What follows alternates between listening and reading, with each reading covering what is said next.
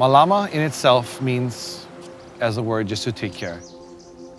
It's just to be mindful that you're coming into an area that has been established for hundreds and thousands of years.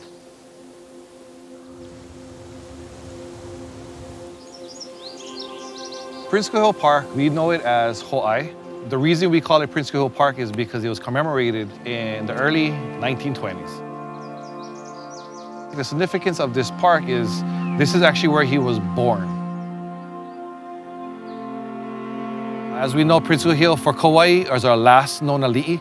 He also became a congressional congressperson, and he instilled a lot of things that we are still benefiting today, one being Hawaiian homelands. He was also the founder or the re-establishment of the Royal Order of Kamehameha. This area actually goes back about 500 to 600 years. What they did was they created this agricultural complex from as far south as you can think all the way to almost to the west side of Kauai. So what we're trying to do is we're trying to actually clear and rebuild the structures that are still there to this day. We do it out of the love of our heart because we want to keep this park maintained and clean so people can also enjoy the park area. Our goal will be to create the living ahupua'a system. The structure is still there, so we plan to rebuild through education.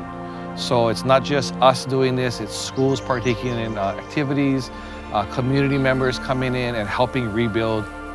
So what the kids do, they come in, they malama, they kokua, they help us, and then they start coming up with ways on how they can make this place better.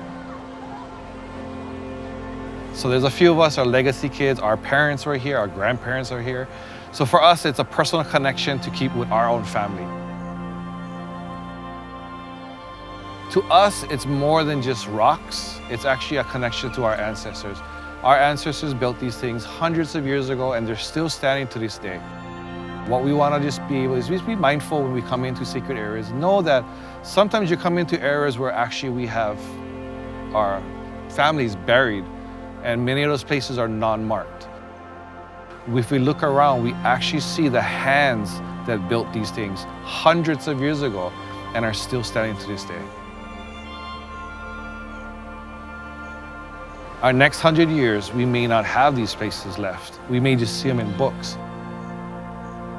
So if you're visiting Kauai, the best thing and the easiest thing to do is to ask somebody, what can you do to help? Ask them how you can participate. Ask them what is it that they can contribute to Mālama Kaua.